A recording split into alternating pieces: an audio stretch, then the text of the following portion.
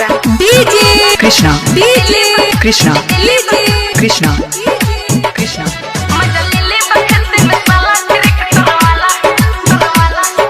के करस का दो करबा वालू ह भौजी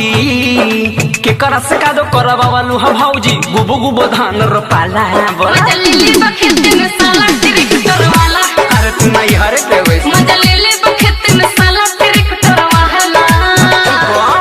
के करस का दो करबा वालू ह भौजी गुबो गुबो धान रोपाला आस करा बुझता ने रहेगा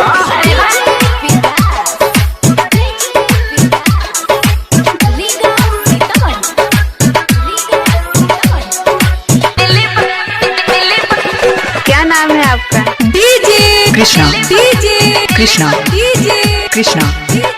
कृष्णा तोरा जगह के निमन का दो खइले बोला हेंगा से कोई बर हेंगइले तोरा निमन लागल है भौजी बुझाता है mixed by DJ Krishna तोरा जगह के निमन का दो खइले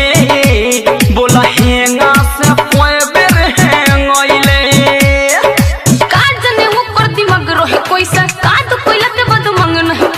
देखिए के तोहर गोर सुरतिया कहले होई घोटाला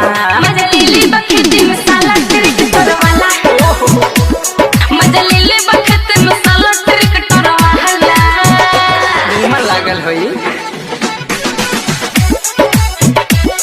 आप सुन रहे हैं डीजे कृष्णा भोजपुरी का शानदार तस्करी देखनी संजय सारा बीच गइले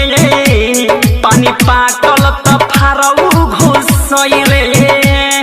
ओकरा बाद हम घरे आ गनी अब के जना तू का कइलू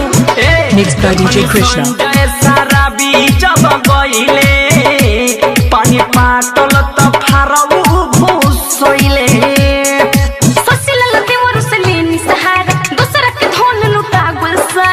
चल बाकी टूट सफाई जल्दी के करस का दो करबा वालू ह भौजी गुबो गुबो धान रोपाला मजा ले ले बखेत